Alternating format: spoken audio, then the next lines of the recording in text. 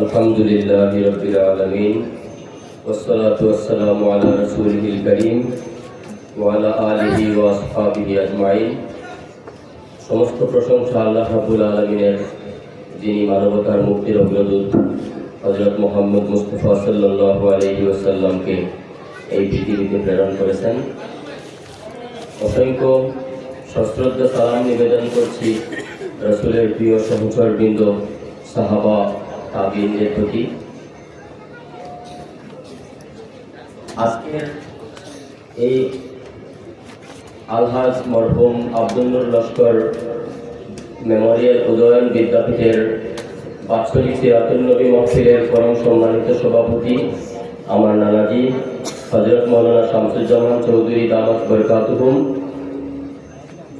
মঞ্চে উপবিষ্ট উত্তর পূর্বাঞ্চল আহলে সুন্নাত ওয়াল জামাতের সভাপতি হযরত মাওলানা আনোয়ারউদ্দিন সাহেব দামাত বরকাতুহুম, মঞ্চে উপবিষ্ট ডক্টর সৈয়দ আহমদ বড়ভুইয়া স্যার, অধ্যাপক ওয়েস্ট টিচার কলেজ, মঞ্চে ও মঞ্চের বাহিরে উপবিষ্ট বিশিষ্ট জনেরা, উদয়ন বিদ্যাপীঠের পরম সম্মানিত শিক্ষক শিক্ষিকাবৃন্দ, অভিভাবকবৃন্দ এবং সূর্য সূর্য সোনামণিরা, ছাত্রছাত্রীরা, আসসালামু আলাইকুম। সকাল থেকে ছাত্রছাত্রীরা বক্তব্য শুনছে এবং আমার মনে হয় তারা অনেকটা বিরক্ত হয়ে যাচ্ছে বেশি দীর্ঘ বক্তব্য শুনে শুনে। তোমরা কি বিরক্ত হচ্ছ? কথা মনোযোগ দিয়ে সবাই শুনবে তো? ঠিক আছে, আমি প্রথমে একটা কবিতা আবৃত্তি করি, তারপরে আমরা বক্তব্য করব। কিন্তু শর্ত হলো আমি প্রথমে কবিতা পাঠ করব, তারপরে যে কথা বলবে তাকে কবিতা পাঠ করতে হবে। শর্ত ঠিক আছে? তাহলে একটা কবিতা শোনাই প্রথমে আমি। এটা রবীন্দ্রনাথ ঠাকুরের একটা কবিতা, জাস্ট তোমাদের মনোরঞ্জনের জন্য পড়ছি। এটা অনেক ভাবার্থ আছে, পরে সেটা আমরা সময় সুযোগ থাকলে আমরা বলবো। উনি লিখেছেন যে আমি ভিক্ষা করে ফিরতেছিলাম গ্রামের পথে পথে, তুমি তখন চলেছিলে তোমার স্বর্ণরথে। অপূর্ব এক স্বপ্ন সম লাগতেছিল চক্ষে মম, কি বিচিত্র শোভা তোমার, কি বিচিত্র সাজ, আমি মনে ভাবতেছিলাম দেখুন মহারাজ। আজি শুভক্ষণে রাখবো ভালো ভেবেছিলাম, তবে আজ আমারে দাঁড়ে দাঁড়ে ফিরতে নাকি হবে। দেখি সহসা থেমে গেলে আমার কাছে এসে, আমার মুখ পানে চেয়ে নামলে তুমি হেসে। দেখে মুখের প্রসন্নতা জড়িয়ে গেল সকল ব্যথা, কেন কালে কিসের লাগি তুমি অকস্মাৎ, আমায় কিছু দাও গো বলে বাড়িয়ে দিলে হাত। আমায় দাও গো কিছু, শুনি ক্ষণকালের তোরে লইল মাথা নিচু। তোমার কি বা চাওয়ার আছে ভিখারি ভিক্ষুকের কাছে, এ কেবল কৌতুকের বসে আমায় প্রবঞ্চনা, জুলি হতে দিলাম তুলে একটি সূত্র করা। যবে পাত্র হানি ঘরে এনে উজাড় করি একই, ভিক্ষা মাঝে একটি সূত্র সোনার করা দেখি। দিলাম যা রাজভিখারি রে, স্বর্ণ হয়ে এলো ফিরে, তখন কাঁদি চোখের জলে দুটি নয়ন ভরে। তোমায় কেন দেইনি আমার সকল শূন্য করে, তোমায় কেন দেইনি আমার সকল শূন্য করে। হাততালি হবে না আমার জন্য? কিন্তু শর্ত হলো যে কথা বলবে তাকে এখানে এসে কবিতা শোনাতে হবে। এগ্রি? ঠিক আছে, তাহলে আমরা এখন মূল বক্তব্যে যাই।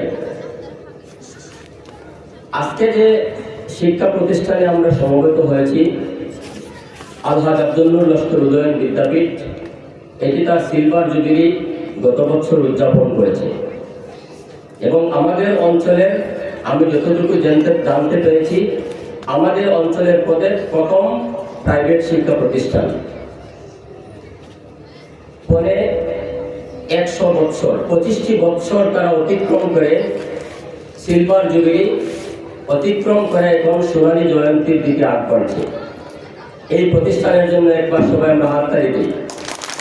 আমরা এই প্রতিষ্ঠানের উত্তরোত্তর উন্নতি কামনা করি, শ্রীবৃদ্ধি কামনা করি এবং প্রিন্সিপাল স্যার খুব সুন্দরভাবে বলেছেন যে এই প্রতিষ্ঠান থেকে বিভিন্ন মানুষ বিভিন্ন ডক্টর হয়েছেন, বিভিন্ন পেশায় যারা সফলতা অর্জন করেছেন। আমরাও ইনশাআল্লাহ একদিন এই প্রতিষ্ঠান থেকে বেরিয়ে গিয়ে আমরাও সফল হবো ইনশাআল্লাহ সবাই। তার জন্য আমাদেরকে কি করতে হবে? পরিশ্রম করতে হবে। এই যে একটা কবিতা আমি শোনালাম, এমনিতেই শোনাইনি আমি। এখানে রবীন্দ্রনাথ ঠাকুর উনি বলছেন যে আমি ভিক্ষা করে ফিরতেছিলাম গ্রামের পথে পথে, তুমি তখন চলেছিলে তোমার স্বর্ণরথে। অর্থাৎ উনি একদিন গ্রামে ভিক্ষা করে গ্রামের পথ দিয়ে যাচ্ছিলেন, এটি কাল্পনিক কাহিনী। হঠাৎ দেখলেন যে একজন রাজাধিরাজ, একজন মহারাজ তার রথে চড়ে তিনি আসছেন। ভিক্ষুক ভাবলেন যে উনি তো রাজাধিরাজ, অনেক মহারাজ, আমাকে সারাদিন আর ভিক্ষা করতে হবে না, উনি আমাকে ধন দান অনেক কিছু দিয়ে যাবেন, আমাকে আর ভিক্ষা করতে হবে না। কিন্তু তাকে আশ্চর্য করে সেই রাজাধিরাজ উল্টা সেই ভিখারির কাছে ভিক্ষা চেয়ে বসলেন আর বললেন যে আমায় কিছু দাও গো বলে বাড়িয়ে দিলেন। ভিক্ষুক তখন কি করবেন? ভিক্ষুক দেখলেন যে তার কাছে কিছুই নেই। উনি ওনার ঝুলি থেকে ছোট্ট একটা কণা, একটা শস্য দানা, একটি ধান যা ছিল তা সেই রাজাধিরাজের ঝুলিতে তিনি তুলে দিলেন। দিলে তিনি বিকালে ঘরে চলে গেলেন। ঘরে গিয়ে যখন তার ভিক্ষাপত্র যখন তিনি উজাড় করলেন, তখন দেখলেন যে ভিক্ষা মাঝে একটি ছোট্ট সোনার কণা দেখি। দিলাম যা রাজভিখারি রে, স্বর্ণ হয়ে এলো ফিরে, তখন কাঁদি চোখের জলে দুটি নয়ন করে, তোমায় কেন দেয়নি আমার সকল শূন্য করে। আসলে এখানে উনি বলতে চাইছেন যে আমাদের জীবন হলো আমাদের রাজভিখারি। এই জীবন আমাদের কাছ থেকে কোনো না কিছু একটু ভিক্ষা চাইছে। আজকে যেটা আপনি ভিক্ষা দিবেন সেটা স্বর্ণ হয়ে ফিরে আসবে আপনার জীবনে। মানুষের জীবনটা হলো একটা ব্যাংকের অ্যাকাউন্টের মতো। এখানে আপনি যা ডিপোজিট করবেন সেটাই সুদে মূল্যে আপনি পাবেন। যার ব্যাংকে কেউ ডিপোজিট করে না সেখানে এটিএমে গিয়ে লাভ নেই। জীবনটাও এরকম, জীবনে আপনি যত বেশি ডিপোজিট করবেন তত বেশি উড্রয়াল হবে। আমি ছাত্রছাত্রীদের উদ্দেশ্যে বলছি যে সময় আসলে অনেক কম, এবং সারাদিন ধরে যে সারগর্ভ বক্তব্যগুলো আপনারা শুনেছেন এগুলো যদি নিজের জীবনে বাস্তবায়িত করতে পারেন, আমি বিশ্বাস করি যে জীবন সার্থক হয়ে উঠবে। আমাদের কি করতে হবে আসলে? খুব সম্ভবত এই বিদ্যালয়টি বাংলা মিডিয়াম নাকি? জি, প্রাথমিক স্তরে বোধ বাংলা মিডিয়াম। খুব ভালো কথা। আমি আজকের আরেকটি প্রোগ্রামে এই কথাটি বলেছি যে আমরা শিক্ষার জন্য কেবল সায়েন্স এন্ড টেকনোলজির দিকে ধাবমান হলে হবে না, আমাদেরকে আমাদের ভাষা, সংস্কৃতি, ঐতিহ্য বুঝতে হবে এবং ভাষা আমাদেরকে জানতে হবে।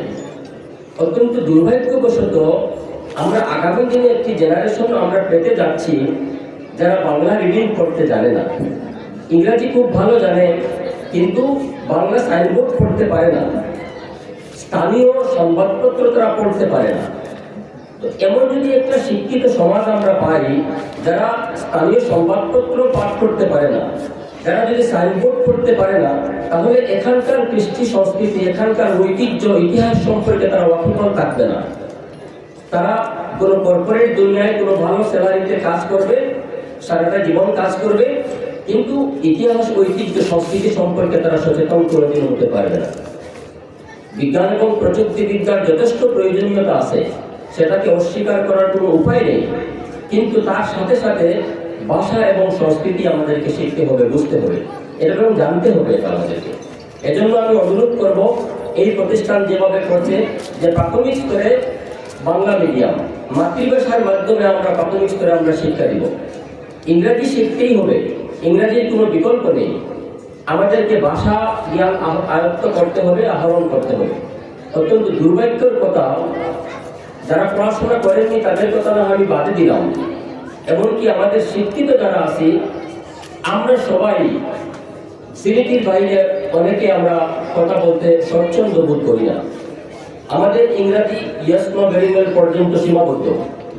মাদ্রাসায় যারা আমরা পড়ি আমরা আরবিতে অত্যন্ত দুর্বল, উর্দু হিন্দি আমাদের শুনলে তো আলাদা কথা। আমি কোনো সমালোচনামূলক দৃষ্টিভঙ্গি নিয়ে বলছি না, এই দোষগুলো আসলে আমার মধ্যে আছে, যার জন্য আমি উপলব্ধি করতে পারছি যে এগুলো আমার শর্টকামিং। এগুলো আমার মধ্যে থাকা অপূর্ণতা, যেটা আমাদেরকে পূর্ণ করতে হবে। এবং এই পূর্ণতা তখনই হবে যখন আমরা শিক্ষকরা পূর্ণতা প্রাপ্ত হব। মানুষ কখনো পারফেক্ট হতে পারে না। ইনসানে কামিল কেবল মুহাম্মদুর রাসূলুল্লাহ সাল্লাল্লাহু আলাইহি ওয়াসাল্লাম, তার বাইরে কেউ আর ইনসানে কামিল হতে পারে না। আমরা সবাই অপূর্ণতায় ভুগি, আমাদের অনেক শর্টকামিংস আছে, অনেক দুর্বলতা আছে, কিন্তু এই দুর্বলতাগুলো আমাদেরকে কাটিয়ে উঠতে হবে। আমি বিশেষ করে আমরা যারা শিক্ষকতার পেশায় আমরা যারা নিয়োজিত আছি, আমরা যারা বাচ্চাদেরকে পড়াই, আমাদেরকে নিজের স্কিল ডেভেলপমেন্ট করার প্রয়োজন, সর্বাগ্রে প্রয়োজন। আমরা শিক্ষক হয়ে যদি ভাবি যে আমার তো পড়াশোনার পাঠ চুকিয়ে গেল, আমার তো পড়াশোনা শেষ, এখন শুধু বাচ্চাদেরকে পড়াবো, এটা আমাদের একটা মিসকনসেপশন। আমি শিক্ষক শিক্ষিকা বৃন্দের ক্ষেত্রে বিনম্র অনুরোধ করব, আমরা সবাই যেন, আমি সহ আমরা সবাই যেন পড়াশোনায় নিয়োজিত থাকি। রবীন্দ্রনাথ ঠাকুর খুব সুন্দর একটি উপমা দিয়েছিলেন, উদাহরণ দিয়েছিলেন। একটি মোমবাতি বা একটি প্রদীপ আরো একটি প্রদীপকে তখনই জ্বালাতে পারবে তখন সে নিজে জ্বলতে থাকবে। যে প্রদীপে আগুন নাই না, সে প্রদীপ অন্য প্রদীপকে জ্বালাতে পারবে না। আমাদের ভিতরে যদি জ্ঞানের আলো না থাকে, তাহলে শিক্ষক বা বাচ্চাদের, ছাত্রছাত্রীদের জীবনকে আমরা আলোকিত করতে পারবো না কখনো। এবং এই আলোকিতকরণ যেটা, এনলাইটেনমেন্ট যেটা, এটা একটা নিয়মিত প্রক্রিয়া, এটা কখনো শেষ হয় না। আমরা ক্লাসরুমে যারা আমরা যাই, এই কথাগুলো আসলে আমি আমাকেই বলছি, এবং আমার মতো অন্য যারা আছেন তারা হয়তো এটা উপলব্ধি করতে পারবেন। আসলে ক্লাসরুমের হিরো হলো একজন টিচার। একটি ছাত্র বা একটি ছাত্রী যখন ক্লাসরুমে আসে, তখন আমাদেরকে দেখে একটা আশা ভরা মন নিয়ে তারা আসে। আমরা যদি ফ্যামিলির কোনো ধরনের কাজিয়া, আমার বিষণ্ণ একটি মন, আমার স্ত্রীর না করা কাপড়, ময়লাযুক্ত কাপড়, আমার জুতায় যদি ময়লা থাকে, আমি আসলে এই মুহূর্তে ছাত্রদের সামনে দাঁড়ানো উচিত হয় আমার। আমরা এদের রোল মডেল, শিক্ষকরাই ছাত্রদের সামনে রোল মডেল। আপনার কাপড়ে কেন ময়লা থাকবে? আপনার কাপড়ে কেন ইস্ত্রি করা থাকবে না? আপনার জুতায় কেন ময়লা থাকবে? পড়াশোনার কথাটা আমি পরে বলছি। প্রথম কথাটি হলো, আমরা শিক্ষকরা যেন আমরা রোল মডেল হিসাবে ক্লাসরুমে আমরা প্রবেশ করি। বাহিরের জগতে বহু নায়ক নায়িকা থাকতে পারেন, কিন্তু ক্লাসরুমের নায়ক নায়িকা কিন্তু শিক্ষকরাই। অতএব এবং আমাদেরকে দেখে দেখে এই বাচ্চাগুলোর জীবনে বড় হবে। এরা যদি দেখে আমরা ময়লাযুক্ত কাপড় পরিধান করি, আমরা আনস্মার্ট হয়ে যদি থাকি, আমরা যদি ভালোভাবে কথা বলতে পারি না, তাহলে তাদের জীবনকে প্রভাবিত করবে এটা। এজন্য শিক্ষকতার পেশাকে আমরা যারা গ্রহণ করেছি, শিক্ষকতার পেশা অন্য অনেক পেশার চেয়ে আলাদা।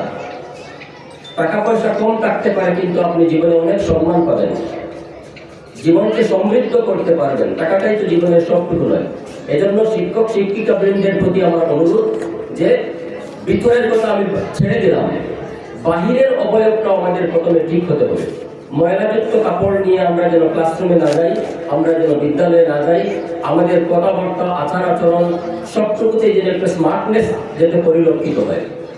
দ্বিতীয় কথাটি হলো, আমরা যারা শিক্ষক শিক্ষিকা আছি, আমরা যেন স্কিল ডেভেলপমেন্টের কিছু কিছু কোর্স আমরা নিজেরা করি। আজকে মাইক্রো ক্রেডেন্সিয়াল অনেক কোর্স আছে, আপনারা অনলাইনে সার্চ করলে পাবেন। ইউনিভার্সিটি গ্রান্টস কমিশনের বুকস কোর্স আছে, অনলাইন ওপেন কোর্সেস আছে।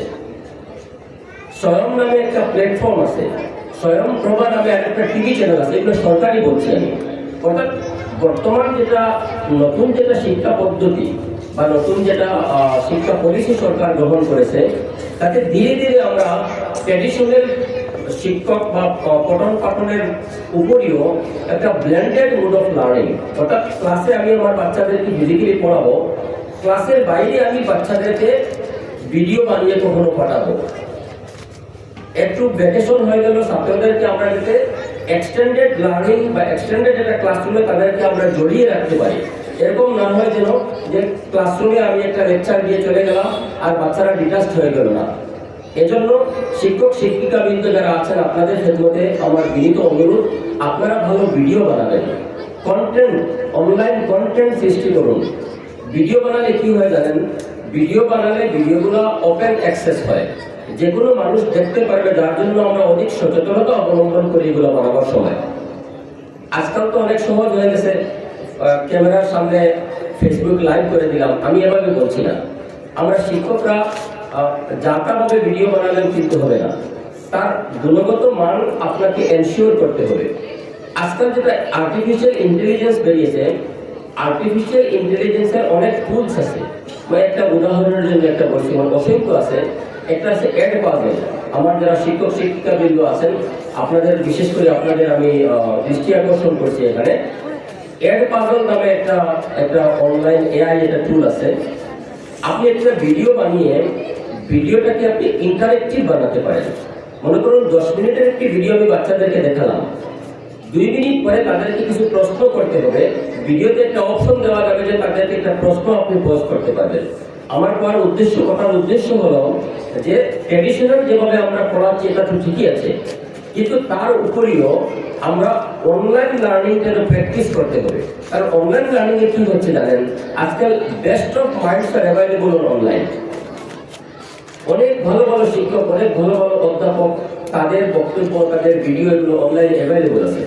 আমাদের বিশেষ করে যারা প্রান্তিক অঞ্চলে যে বাচ্চাগুলো পড়াশোনা করছে, তারা অনেক সময়, আমি উদয়ন বিদ্যাপীঠের কথা বলছি না, এটি তো রত্নবর্মা একটি প্রতিষ্ঠান, অনেক ডক্টর, ইঞ্জিনিয়ার, অনেক প্রতিষ্ঠিত মানুষ জন্ম দিয়েছে, এবং আগামী দিনেও আরও ইনশাআল্লাহ আমরা অনেক উপহার পাবো এই প্রতিষ্ঠান থেকে। কিন্তু আমাদের সবটা প্রতিষ্ঠান যতটা মানসম্পন্ন, মানে গুণগত মানসম্পন্ন নয়। এজন্য এই প্রতিষ্ঠানগুলো সাইড বাই সাইড অনলাইন এডুকেশনটাকে প্রোভাইড করতে হবে, যাতে আমাদের একটি প্রান্তিক লামারগ্রামের মতো অঞ্চলে, গোয়ালিপাড়ার মতো অঞ্চলে, কোয়ারপাড়ার মতো অঞ্চলে, এবার প্রান্তিক অঞ্চলের বাচ্চাগুলো যাতে গুণগত মানসম্পন্ন শিক্ষা থেকে তারা যেন বঞ্চিত না হয়। তো আসলে সময় শেষ হয়ে যাচ্ছে, আসলে আগে অনেক আগে হয়েছে। কম সময়ের ভিত্তিতে বেশি কথা বলতে গেলে অনেক কঠিন হয় আমাদের মতো মানুষের। আমি আমার বক্তব্য সামারাইজ করতে চাইছি। শিক্ষক শিক্ষিকাবৃন্দের প্রতি আমার অনুরোধ, ক্লাসরুমের একজন নায়ক বা নায়িকা হিসেবে আপনি নিজেকে উপস্থাপন করবেন। আপনার পরিবারের কোনো ঝগড়াঝাটি, আপনার কোনো বিষণ্ণ মন, আপনার কোনো ধরনের মন খারাপ থাকা কোনো একটা বিষয় নিয়ে ক্লাসে প্লিজ আসবেন না। আপনি ক্লাসরুমে যখন আমরা প্রবেশ করবো, তখন একটা পজিটিভ মাইন্ড নিয়ে আমাদেরকে প্রবেশ করতে হবে।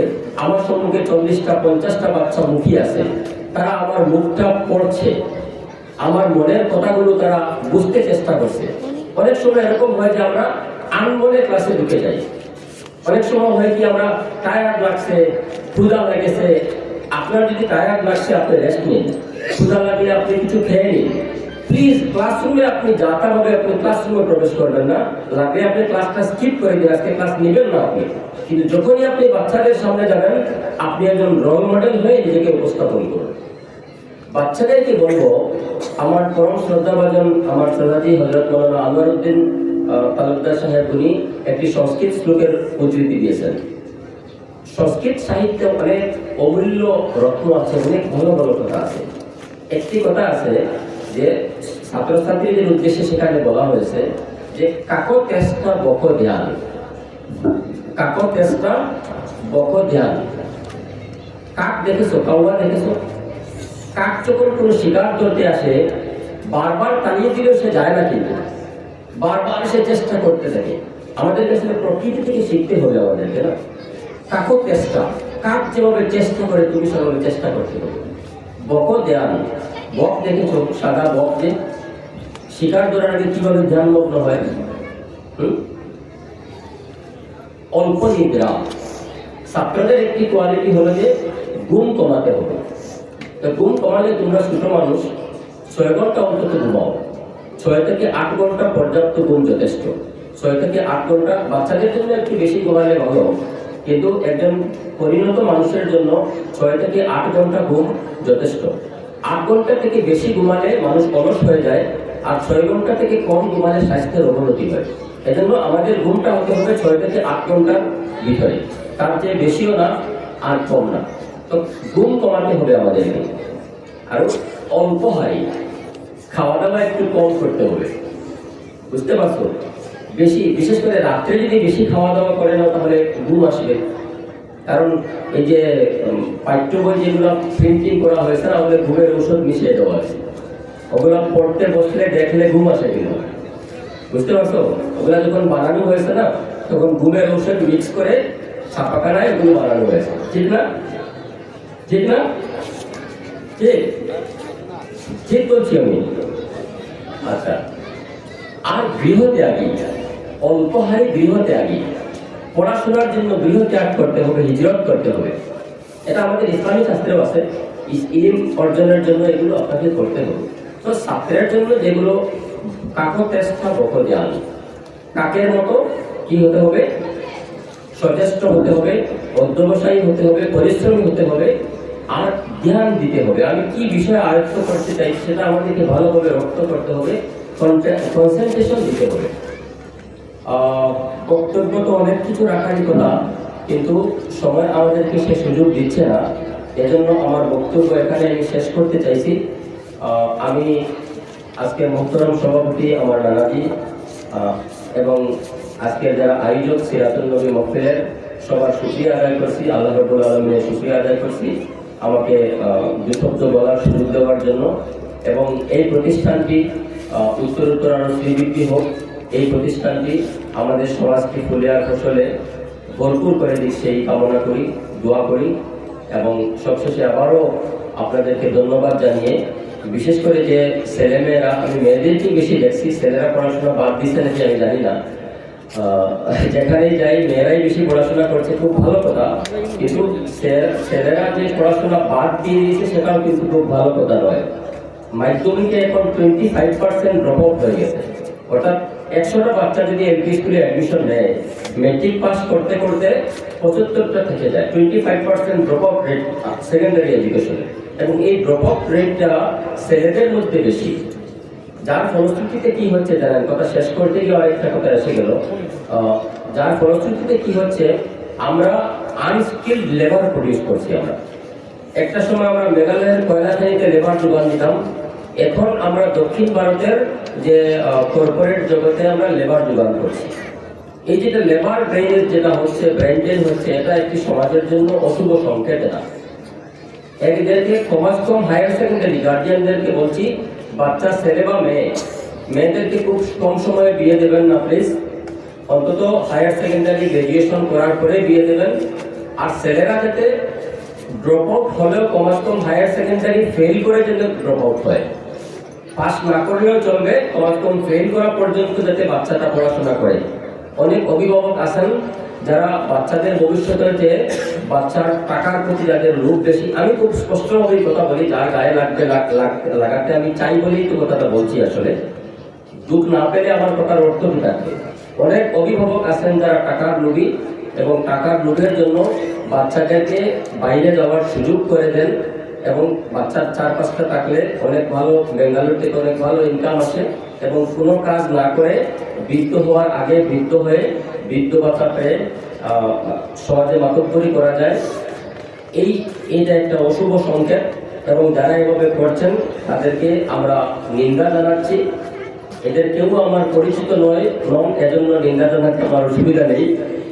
তো প্লিজ এটা করবেন না। অভিভাবকরা অনেক লোভী, অনেক সময় দেখা যায়। তো অভিভাবকরা সন্তানদেরকে টাকা পয়সা রোজগারের মেশিন হিসাবে ভাবেন, যার জন্য বৃদ্ধ বয়সে এরা বাচ্চাদের কাছ থেকে যেটা পরিচর্যা পাওয়ার কথা সেটা পান না।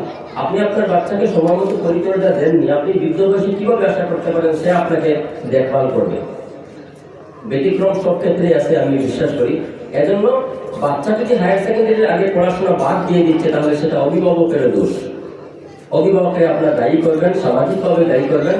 আমরা কেবলমাত্র লেবার প্রডিউসিং একটা কমিউনিটি আমরা হতে পারি না। আমরা হায়ার সেকেন্ডারি পর্যন্ত পড়াশোনা করার পরে যদি সে ভালো না হয়, তাহলে কোনো কাজে থাকছে। তো এই বলে আনস্কিল্ড লেবার যাতে আমরা প্রডিউস না করি, আর শিক্ষাক্ষেত্রে যারা আছে আমরা যাতে স্কিল ডেভেলপমেন্ট করি, ভালো ইংরাজি শিখি, ভালো ভাষা শিখি। আমাদেরই করিমগঞ্জের সৈয়দ মুস্তফা আলী 17টা ভাষায় পারদর্শী ছিলেন। যাক, সেটা সময় থাকলে পরে অন্য মুহূর্তে আমরা সেই কথা বলবো। এখন একবারে সন্ধ্যা নেমে আসছে, আমার বক্তব্য আর দীর্ঘায়িত করা ঠিক হবে না। আমি আবারও আপনাদের শুকরিয়া আদায় করে, ধন্যবাদ জ্ঞাপন করে আমার বক্তব্য এখানে শেষ করছি। আমার বক্তব্য যদি কোনো ভুলভ্রান্তি থাকে আপনারা ক্ষমা করবেন, আর কেউ যদি দুঃখ পেয়ে থাকেন তথ্য পেতে থাকবেন এবং এই অনুযায়ী আপনারা অ্যাকশন নেবেন। শুক্রিয়া।